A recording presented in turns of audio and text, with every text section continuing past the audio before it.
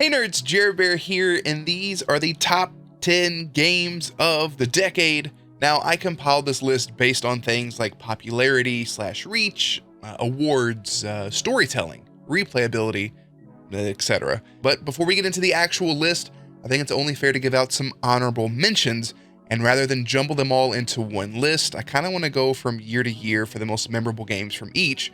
So if you don't care about that, a timestamp should be on screen for when the actual list starts. So with that in mind, let's go ahead and get into the honorable mentions. And let's start in 2010, which is the year of twos. So we have BioShock 2, Super Mario Galaxy 2, StarCraft 2, we have Fallout New Vegas, Mass Effect 2, which won numerous Game of the Year awards, as did Red Dead Redemption. In 2011, we got Batman Arkham City, and British Game of the Year Portal 2. In 2012, we had one of the best sequels ever in Borderlands 2, Xenoblade Chronicles, Call of Duty Black Ops 2, and Animal Crossing New Leaf, which was the 2013 Japanese Game of the Year.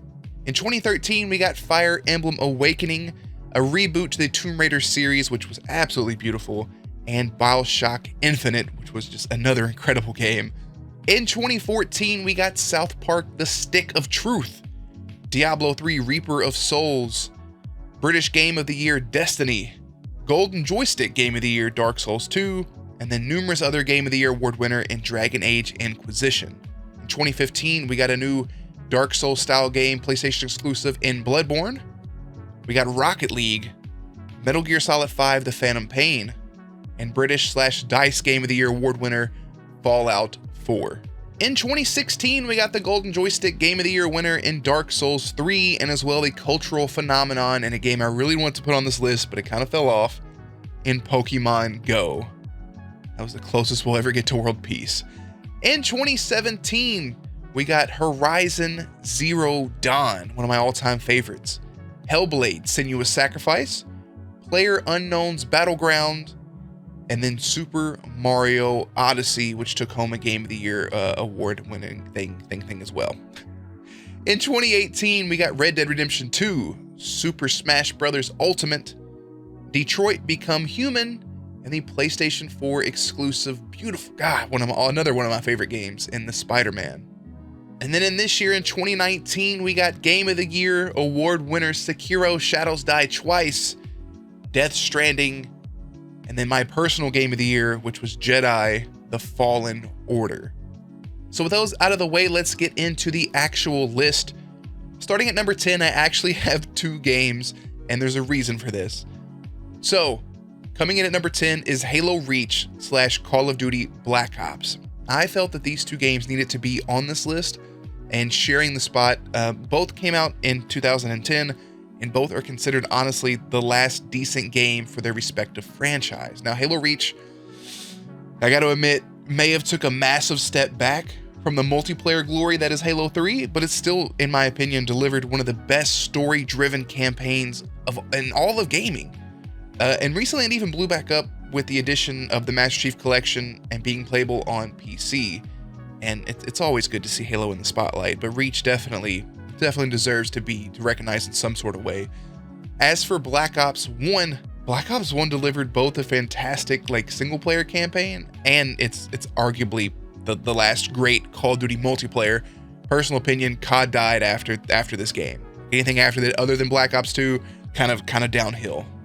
The maps, the weapons, the kill streaks, customization, the wager matches, it just makes Black Ops a game to remember. Coming in at number 9 is numerous Game of the Year award winner Overwatch.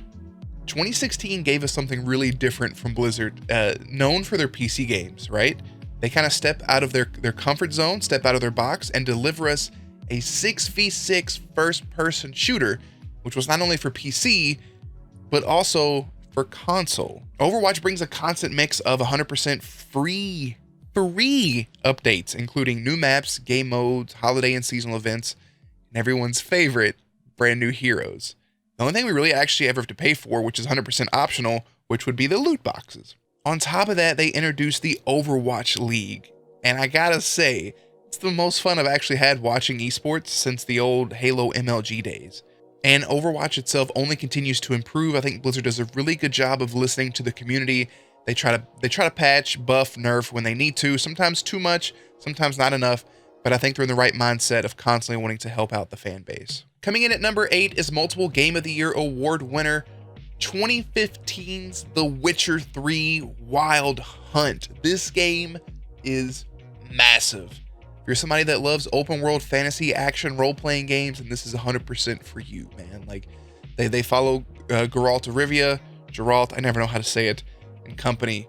They travel, you fight, slaughter, use magic, barter, play a card game, get drunk, etc. Whatever. In a game that can take you anywhere from 50 to 200 hours to complete, depending on how many of the 270 side quests you actually want to embark on. And there's also DLC. And you get a horse named Roach. Speaking of open world action adventure games, or just open world games in general, let's go ahead and continue on with the list, because the next few games are just that. And starting with 2017's The Legend of Zelda Breath of the Wild, which also won numerous Game of the Years. You see kind of a trend here with these games that are on this list. And in wanting to reinvent the series, the title itself took 5 years to develop. And this was supposed to be a Wii U exclusive, but things happened. And for the best, apparently, because it ended up being the launch title for the Nintendo Switch. And what a way to introduce a system with a game like this, because it's not only a Zelda game, but it's an open world Zelda game. The game launched early 2017. It was in March. And from the moment it was released, it was basically an auto lock for a Game of the Year nominee and an auto lock for Game of the Year winner. Nobody shut up about Breath of the Wild the entire year, and it was really cool to be a part of. Similar to The Witcher, the average playthroughs of this game can take anywhere from 50 to 190 hours. Insane for a game you can play handheld on the Switch. Coming in at number 6 is 2013's Grand Theft Auto 5, which won the Game Awards and the Golden Joysticks Game of the Year Awards. Guys, for the most part, we all know what we're getting when we pick up a GTA game. But this title actually switched it up. I mean, you follow the 3 main characters, which is Michael, Franklin, and Trevor. And you can switch between those at any point. And Grand Theft Auto 5 in the process delivered a fantastic story. You can switch from playing Michael to Trevor to Franklin to Michael, etc. And you can just pick up what they're doing in the middle of whatever that is they're doing. Most of the time, Franklin was leaving a strip club, or Trevor was doing meth, or Michael was doing God knows what. But going between those and doing the story missions, like, it's actually a really, really good story. Then later they introduced GTA Online, and you can create your character and you can go into this massive open world with other people, loot, rob, kill, go watch a show, race, own a mansion, pretty much whatever you want to do. Even more recently, there was the boom of the GTA role-playing, right? Which, if you haven't heard of that, if you haven't seen anything, please look up YouTube or a Twitch video or something, because it is hilarious. And also, let's not forget, this is the 3rd highest selling game of all time. Not of the decade, of all time. Only beaten by 2 other games, one of which is Tetris. The other I'm going to mention here shortly. As for number 5 is going to be the Elder Scrolls V, which happens to be Skyrim. Another game that won numerous Game of the Year awards in 2011. The game has been released for what feels like for everything. You're reaching from the Atari to your smart fridge. I swear Skyrim is everywhere. Initially launched on the 360, PS3, PC, and is arguably the greatest action RPG of all time. And it's one of those games, again, that everybody knows about, or at least you've played a little or seen a little bit of it. It's a game you can blow through the story, honestly, in about 30 hours, or you can explore the world, you can explore the lore, and you can sink 230 plus hours into the game. And if that's not enough for you, there's 3 additional DLCs that add about 20 hours of completion content to keep you busy. And that's Dawnguard, Hellfire, and Dragonborn. And other than that, there's really not too much else to say about Skyrim. At number 4, we have 2013's The Last of Us. And albeit a zombie apocalypse game, it was done right, winning numerous Game of the Year awards. From the opening moments of this game, you know that it is something that is truly special. A truly dark opening to the game, and immediately you are hooked. Like, you become attached to these characters, you feel for them, and it's honestly one of the best stories told in any game, in any video game. The story was so good, like a few moments after it was launched, there was already talks about a movie being produced, which that still needs to happen. Some like this next thing. The only true downside to the game was probably the inclusion of a pretty forgettable multiplayer mode, but despite that, The Last of Us is another one of the highest selling games of all time and is the highest selling PS3 exclusive of all time. And while there's still no date for the movie, The Last of Us Part 2 picks up with Ellie and will launch on May 29th, 2020.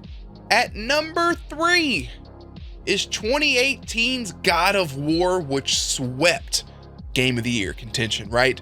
God of War, I feel like, took home anything related to Game of the Year. And you want to talk about reinventing yourself? This is how you do it.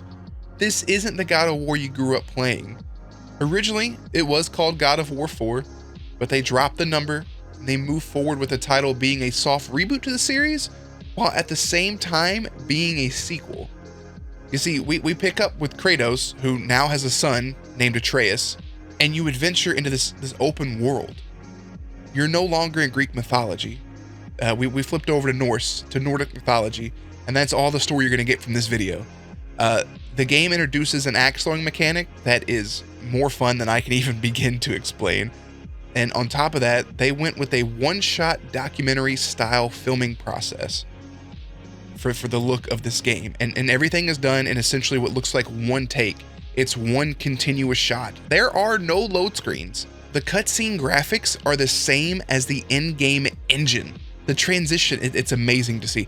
It is truly, absolutely beautiful. Seriously, go play this game. On a personal level, this may be my all-time favorite video game, honestly. Coming in at number 2 is 2011's Minecraft. Everyone knows what Minecraft is. It is the one true sandbox style game. You can do what you want. You can make what you please, go mine your materials, craft buildings or cities or whatever it is that just warms your heart.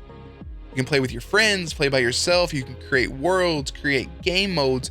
There's no goal to this game. There's real no objective other than to have fun, enjoy the relaxing music, and to stay indoors at night, stay away from the creepers, stay away from all that stuff. Just play, have fun. There's numerous mods and things you can add to this game. There's texture packs, there's costumes. Minecraft has been stated numerous times to be one of the most influential video games of all time. Here of late, honestly, if you've noticed, there's a trend going on. There's another spike in activity from Minecraft players. More memes, more videos, more streams are popping up left and right. Minecraft in general is a true experience. And remember when I said there was another game that was on the all-time best-selling list? Like this is it. According to Wikipedia, Minecraft is the highest selling video game of all time, beating out Tetris by 10 million in sales. That's right, the number 1 selling game ever is Minecraft. There's so many toys, t-shirts, apparels, everything for the game. You've had to seen it at least once. And that brings us to number 1. You all should probably know what it is at this point. Number 1, the game of the decade, came out September 26th, 2017, and it won the 2018 Golden Joystick Game of the Year award. We are talking about Fortnite. Seriously, you all had to know this would be number 1, and for those that haven't clicked off the video, because for whatever reason Fortnite gets all this hate, which makes no sense, I mentioned the reach that Minecraft has, but the boom of Fortnite over the last 2 years has been absolutely insane. It is everywhere. Everyone is playing it, from your typical little kid to Ellen DeGeneres to Drake. Everybody. We have seen the boom in careers of people who stream and make content, the most notably, of course, being Ninja. But I mean, what else could you say about this that hasn't already been said? We've all at some point, picked up and played Fortnite. The crazy part about it is it's 100% free to play. You can download it and play whenever. The only thing in the game that you have to pay for is cosmetic microtransactions. And the game only improves, from events to seasons to map changes to the recent thing, the Star Wars event. They showed a clip of the Rise of Skywalker in the middle of a game. The sky is honestly the limit for Fortnite. And again, it has this weird hate around it, and the community is either positive or toxic. The big thing is, if you don't like something, you don't have to play it, but you can't deny the fact that this game is everywhere. Every time you turn around, every time you start up Twitch, every time you start up Mixer, every time you start up YouTube, Fortnite is there. And I feel like they have this game mapped out and planned for years to come. And again, the only thing that's the limit is the sky. And I don't even think space is the limit, if that's corny enough to say. So yeah, that's the top 10 games of the decade. Game of the decade being Fortnite. Do you love it? Do you hate it? What's your opinion on it? Let me know down below. If you enjoy the content, as always, I'll ask you to like the video and subscribe to the channel. And if not, I just appreciate you stopping by and hanging out for a little bit. And as always, make sure to check back for gameplays, commentaries, news, and updates. Later, nerds.